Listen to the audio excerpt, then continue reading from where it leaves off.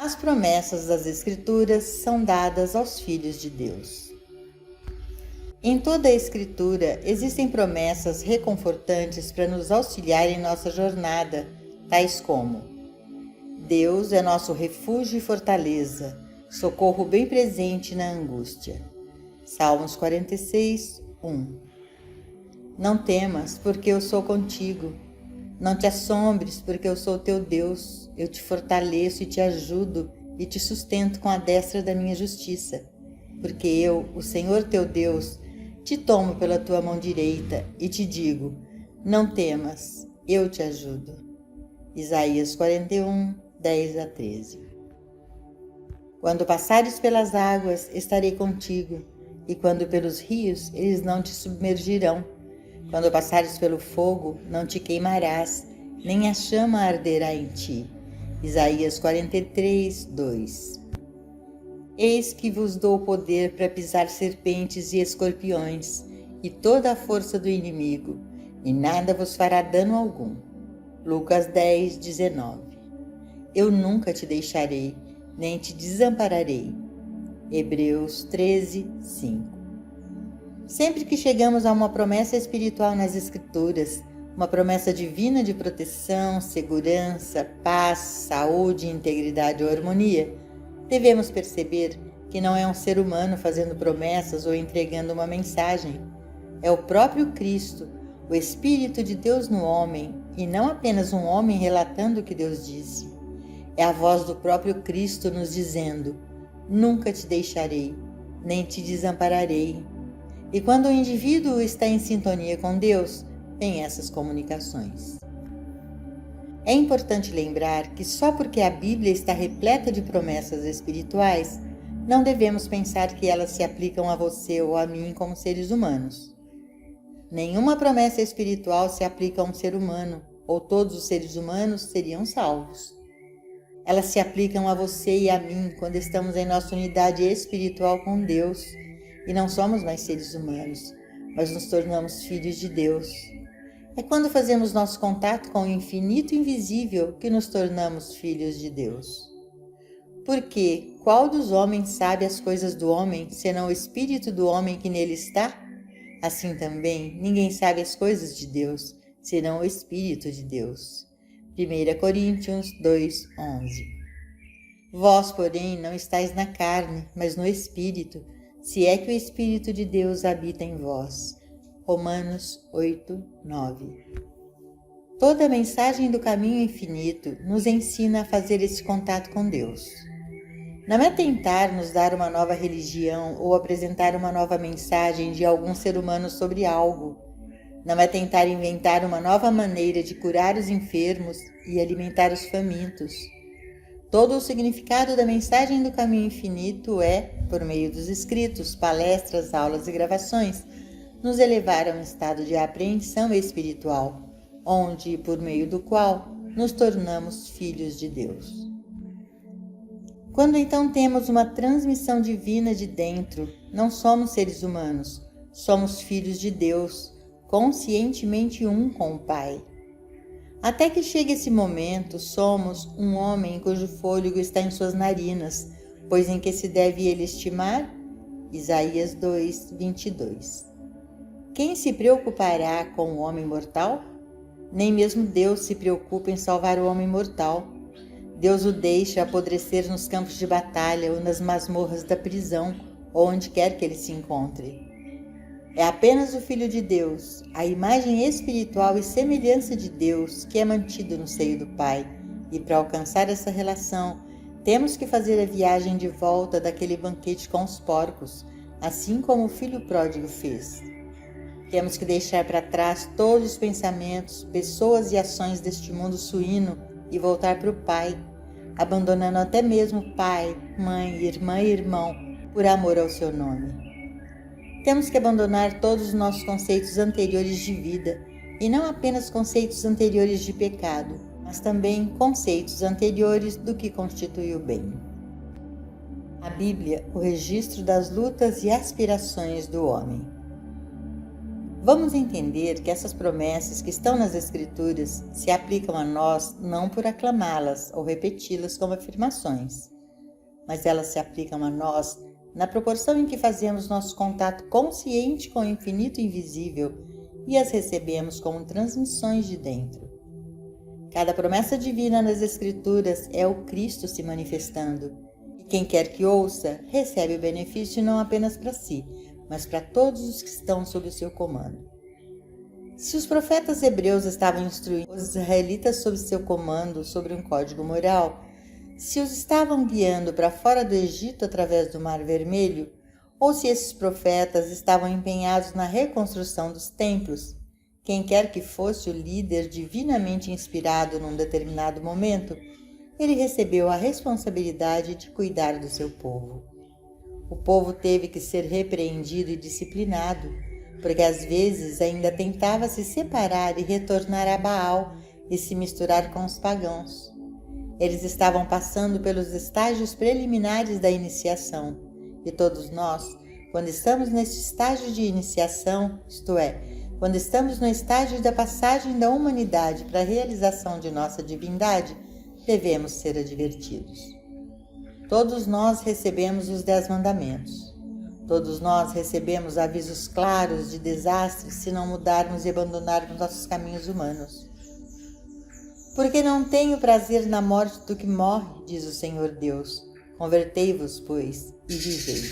Ezequiel 18:32.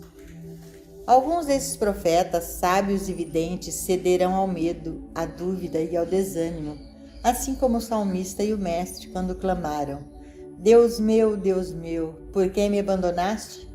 Mateus 27:46. Na verdade, aquele grito de desespero do mestre pode ou não ter sido expresso. Lá estava Jesus, suspenso acima das cabeças das pessoas ao seu redor, sem dúvida em um estado enfraquecido. Não parece provável que aqueles que estavam no chão pudessem ouvir as palavras que ele proferiu, porque não parece que naquele estado ele pudesse ter gritado em voz muito alto.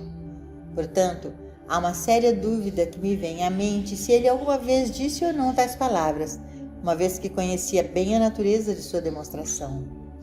Se ele fez e se essas foram suas palavras, elas representaram um medo momentâneo, um lapso momentâneo devido ao fato real da crucificação.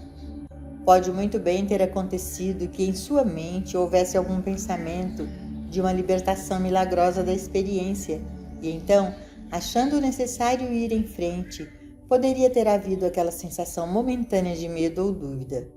Por outro lado, também pode ter sido uma tradução errada do que foi dito. Ele poderia muito bem ter dito algo que soou assim, e que mais tarde foi traduzido incorretamente. A questão, no entanto, não é se ele fez ou não essa declaração, mas sim o fato de que provavelmente todo líder religioso, ao longo dos tempos, às vezes experimentou dúvida, medo, admiração ou desânimo. A Bíblia é o registro das aspirações humanas e da emergência do homem na realização espiritual. É o registro de nossas próprias lutas, alternando entre esperança e desespero. Esses gritos de desespero podem ser proferidos por você ou por mim, enquanto estamos no caminho e não o alcançamos totalmente. As dificuldades de tirar a consciência humana de si mesma. Sempre haverá dúvidas na nossa mente se estamos fazendo a coisa certa, de acordo com o plano de Deus. Sabemos que nossos motivos estão certos. Queremos fazer o certo. Nossos desejos estão certos, mas ainda não temos certeza. Este é o plano de Deus? Devemos fazer o que estamos fazendo hoje? Se estivéssemos ouvindo Deus corretamente, haveria algo mais para fazermos neste exato momento?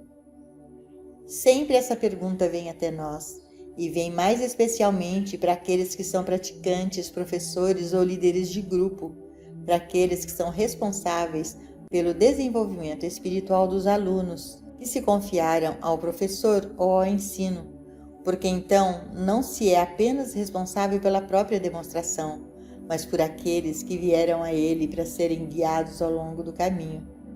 Se Moisés estivesse sozinho, Teria sido fácil para ele falhar ao ter sucesso, já que ele teria apenas sua própria experiência a considerar. Mas ele tinha aquela horda de hebreus, pessoas que estavam na escravidão, a quem foi instruído a conduzir a liberdade. E o que aconteceu? Enquanto sob sua orientação, eles reclamaram repetidamente: Oxalá tivéssemos morrido pela mão do Senhor na terra do Egito, quando nos sentamos junto às panelas de carne e comemos todo o pão, porque nos trouxestes a este deserto para matar de fome a toda a multidão. Êxodo 16, 3. Eles haviam sido escravos, mas pelo menos tinham comida no estômago e um lugar para dormir. Assim, é verdade ainda hoje que o homem cujo fôlego está nas suas narinas sempre escolherá ser escravo se alguém lhe garantir 2 refeições por dia e um lugar para dormir. Nem precisa ser um bom lugar ou uma boa comida. Contanto que ele não tenha a responsabilidade pessoal de sair e ganhar ou competir por isso, ele está perfeitamente disposto a ceder seu voto a qualquer um que providencie esse pequeno sustento. Essa é a natureza humana. Os hebreus não tiveram a visão de Moisés e imploraram para que voltassem à escravidão, para que fossem alimentados, alojados e vestidos. Seu líder sabia que uma tarefa difícil era exigida, porque eles poderiam ter que ficar sem comida, sem moradia, e eles poderiam ter que passar por muitos perigos. Mas apesar disso, ele sabia que, se eles persistissem, seriam conduzidos à liberdade total da escravidão, e, portanto, ele tinha que lutar contra as mesmas pessoas que estava tentando libertar. A experiência de Moisés foi repetida por Elias, Isaías, Jesus, João e Paulo. Todos aqueles líderes tiveram que lutar contra as mesmas pessoas que estavam tentando abençoar. Por quê? Porque aqueles a quem eles tentavam abençoar seriam chamados para sacrifícios que eles próprios não queriam fazer. Eles queriam seu caminho, e eles não apenas queriam seu caminho, mas também o queriam ali mesmo. As pessoas estiveram perfeitamente dispostas, em todas as fases da história, a renunciar a um futuro bom por um presente meio bom. Surpreenderia que os profetas hebreus e Jesus, Paulo, Pedro e João tivessem momentos de se perguntar se valeu a pena e se eles estavam interpretando a mensagem de Deus corretamente, uma vez que pareciam ser os únicos que tinham fé nela? Mesmo esses grandes líderes mantiveram um traço de humanidade, e isso se expressou em algum momento ou outro em dúvida, medo e desânimo. Temos ou não temos um senso de separação de Deus? Cada vez que somos tocados pela dúvida, medo, limitação ou uma sensação de desânimo, vamos reconhecer que o que está operando em nossa consciência naquele momento particular é uma sensação de separação de Deus. Não é uma separação de Deus, porque não podemos estar separados de Deus. Por quê? Porque não existe nós. Na verdade, não existe em todo mundo você ou eu. Deus sendo infinito, Deus é tudo o que existe. Deus constitui você e eu. Deus constitui nosso ser. Deus é a essência do nosso ser. A vida, a alma, a mente, o espírito, a lei, a continuidade e a atividade. Deus é tudo em todo o nosso ser, quer sejamos santos ou pecadores. O grau de nossa santidade depende totalmente do grau de nossa percepção consciente dessa unidade. O grau de nossa capacidade de pecar é o grau de sensação de separação que se instala dentro de nós. Na verdade, tudo o que existe na humanidade é o senso de separação de Deus. Não somos seres humanos como parecemos ser. Somos seres espirituais puros. Aquilo que é chamado de experiência pródiga ou queda do homem, a experiência de Adão e Eva, não constitui separação. Adão e Eva, antes da queda, também eram Adão e Eva depois da queda. No momento em que esse sentimento de separação começa a desaparecer, a condição de Cristo ou filiação divina começa a ser revelada. Tudo acontece dentro de nós. Tudo isso não tem nada a ver com Deus. Isso tem a ver conosco. Temos ou não um sentimento de separação de Deus? Estamos ou não começando a atingir a realização de nossa filiação espiritual? Deus é Deus já existe, mas a parte que Deus desempenha em nossa demonstração é esta.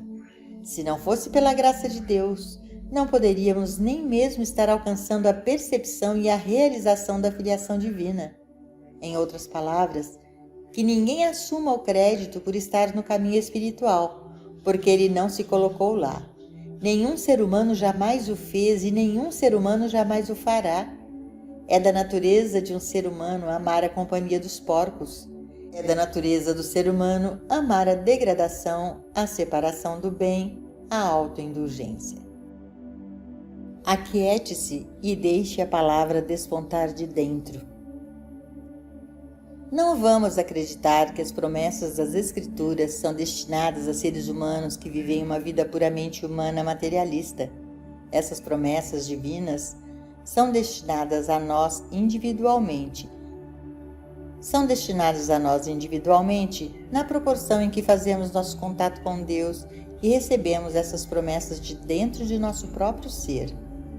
Se surgir em nossa mente, este é meu filho amado em quem me comprazo. Mateus 3,17. Essa é uma promessa divina e podemos confiar nela. É melhor do que uma nota do Banco da Inglaterra. Quando recebemos tal transmissão de dentro, ela nunca nos deixará ou nos abandonará e sempre nos trará de volta ao trono de Deus.